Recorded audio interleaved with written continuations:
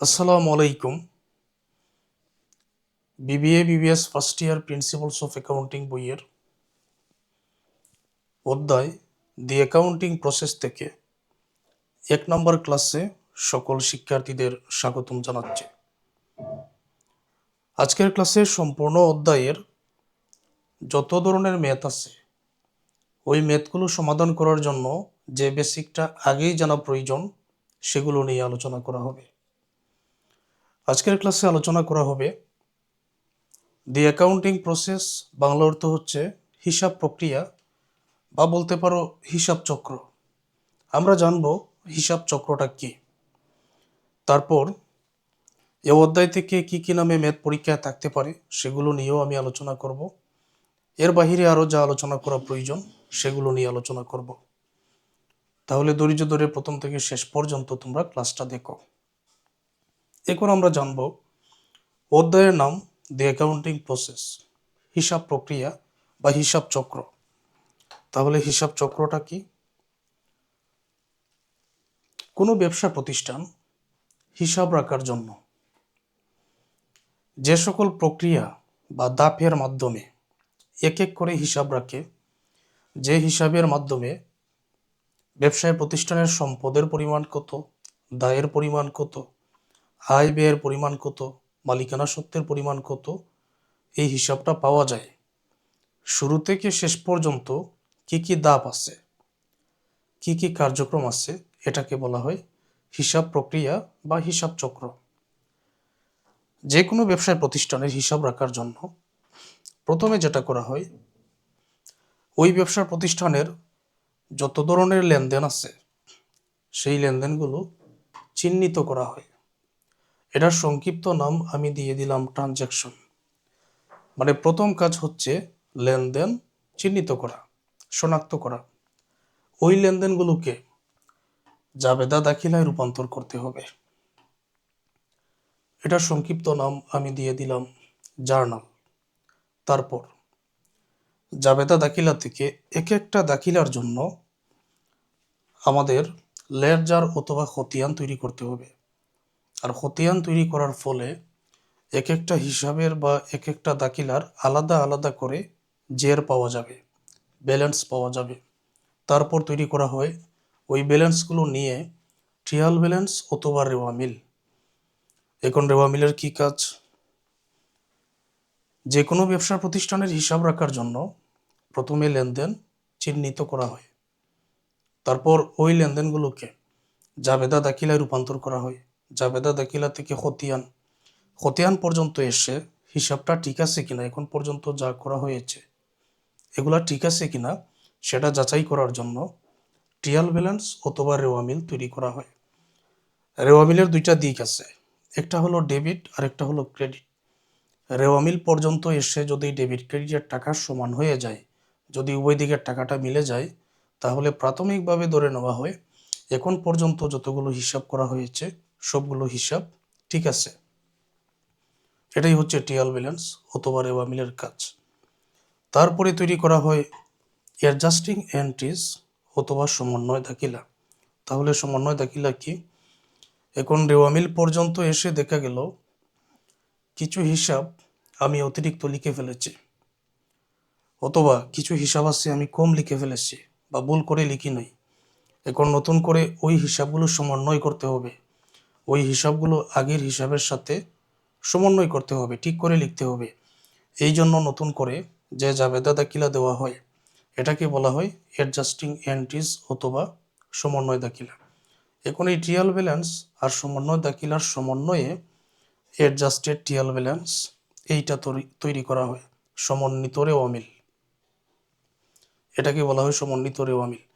এক পর্যায়ে পরবর্তী ধাপে ফিনান্সিয়াল স্টেটমেন্ট, আর্থিক বিবরণী তৈরি করা হয়। তাহলে আর্থিক বিবরণী থেকে আমরা কি জানতে পারি?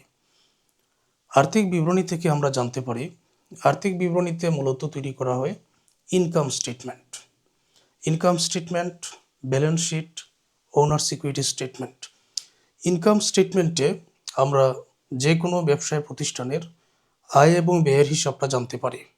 মানে আয় ব্যয়ের হিসাব, ব্যবসায়ের মধ্যে কি পরিমাণ আয় আছে, কি কি ধরনের আয় আছে, কি পরিমাণ ব্যয় আসছে, কি ধরনের ব্যয় আসছে, এগুলো জানতে পারা যায়। তারপর এটা হচ্ছে ইনকাম স্টেটমেন্টে।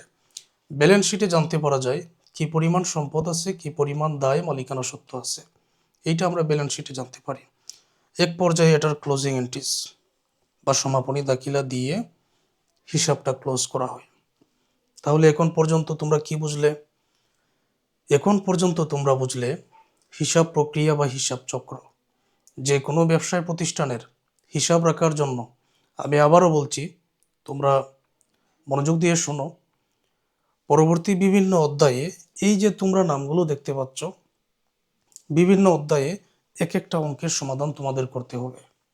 এগুলো শিখতে হবে যে আসলে ব্যবসায় প্রতিষ্ঠানে হিসাবটা কিভাবে রাখা হয়, লেনদেন চিহ্নিত করা হয়, লেনদেনগুলোকে জাবেদা দাখিলায় রূপান্তর করা হয়, খতিয়ান তৈরি করা হয়, খতিয়ান থেকে রেওয়ামিল, রেওয়ামিলের সাথে সমন্বয় অর্থাৎ সমন্বিত যে দাখিলা আছে এগুলো করা হয়। কিছু হিসাব বাদ পড়ে গেছে বা নতুন করে লিখতে হবে, এগুলো সমন্বয় করা হয়। অ্যাডজাস্টেড ট্রায়াল ব্যালেন্স বা সমন্বিত রেওয়ামিল তৈরি করা হয়। এক পর্যায়ে ফিনান্সিয়াল স্টেটমেন্ট বা আর্থিক বিবরণী তৈরি করা হয়।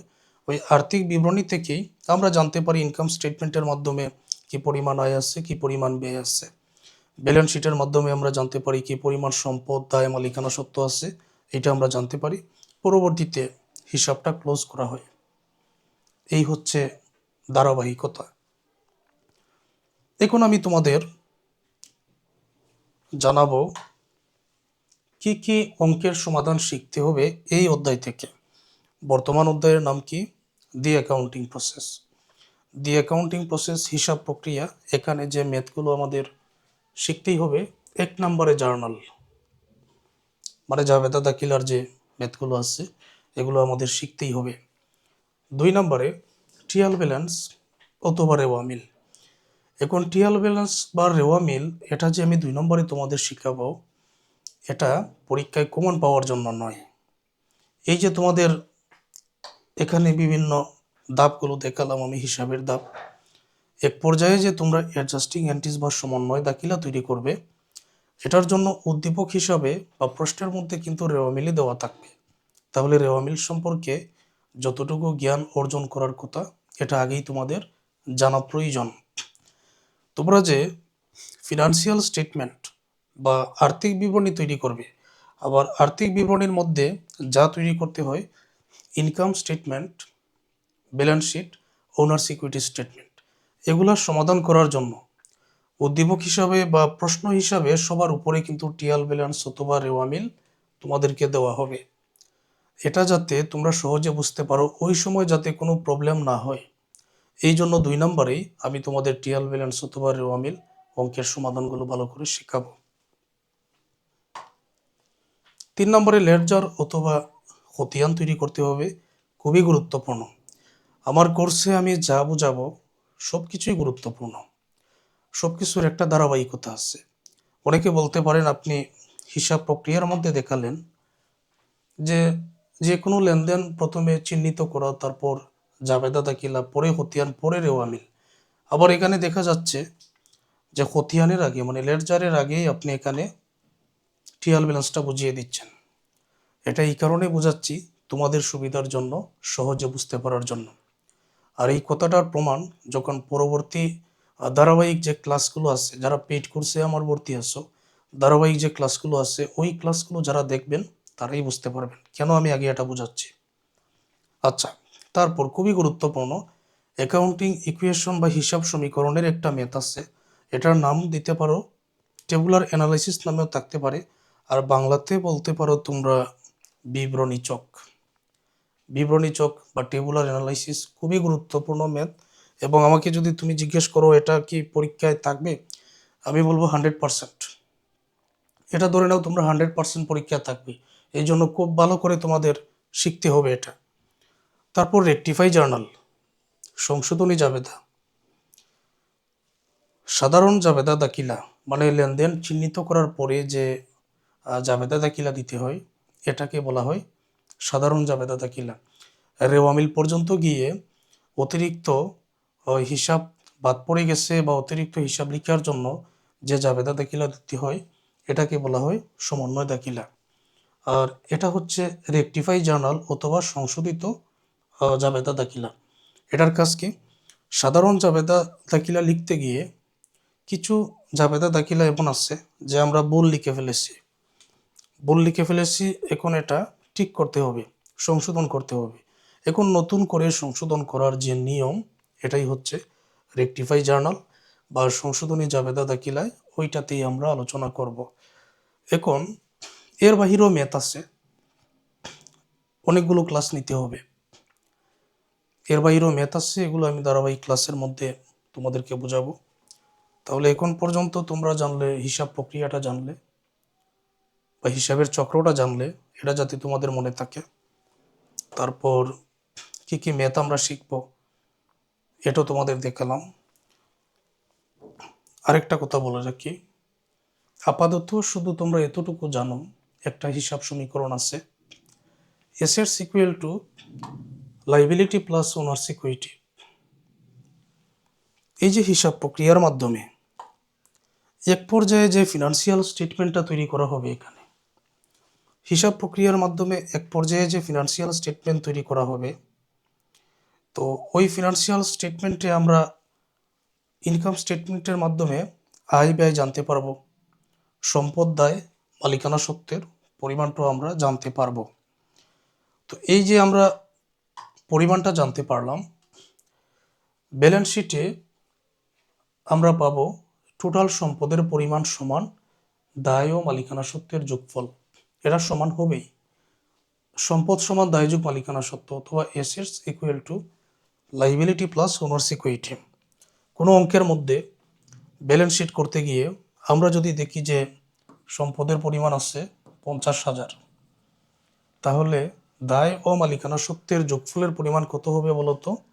ওই 50,000ই হবে, মানে দুইটা সমান হয়ে যাবে।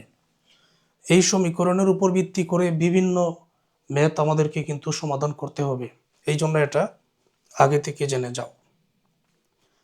যারা আমার বেসিক ক্লাস করেছ, তোমরা জানো হিসাব হলো 5টা: সম্পদ, ব্যয়, আয়, দায়, মালিকানা সত্ত্ব। এখন এই সমীকরণটা যদি তোমরা লক্ষ্য করো, তাহলে অনেকে বলবেন যে এখানে তো সম্পদ সমান দায় যোগ মালিকানা সত্ত্ব লিখে আছে।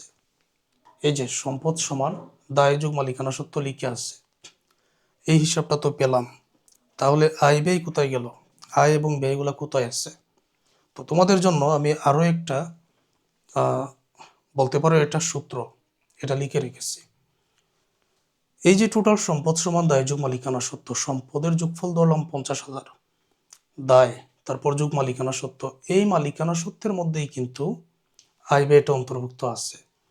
এই জন্য তুমি ধরে নিতে পারো যে মালিকানা সত্ত্বকে প্রভাবিত করে 4টি উপাদান। যে মালিকানা সত্ত্ব যে কোনো ব্যবসার প্রতিষ্ঠানের বাহির করার জন্য আমাকে কি কাজ করতে হবে?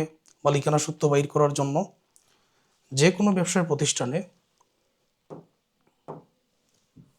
মালিকানা সত্ত্ব বাহির করার জন্য 1 নম্বর কাজ হচ্ছে মূলধন। মূলধনের সাথে যাবতীয় আয়গুলো যোগ করতে হবে। আমি ধরে নিলাম কোনো ব্যবসা প্রতিষ্ঠানের মূলধনের পরিমাণ আছে 50,000 টাকা। এবার ব্যবসা প্রতিষ্ঠানের যত প্রকার আয় আছে, যত ধরনের আয় আছে, আয়গুলা ধরে নিলাম এটা আমি যোগ করে নিয়েছি 20,000 টাকা। আয় সমূহ কিন্তু তোমাকে যোগ করতেই হবে। তাহলে কত হবে এখানে? 70,000 টাকা। এখন যত প্রকার ব্যয় আছে, ব্যয়গুলো তোমাকে বিয়োগ করতেই হবে। তো ব্যয় ধরে নিলাম আমি এখানে যে কোনো ব্যবসার প্রতিষ্ঠানের 30,000 টাকা, বা তুমি তোমার ইচ্ছা মতো ধরে নিতে পারো।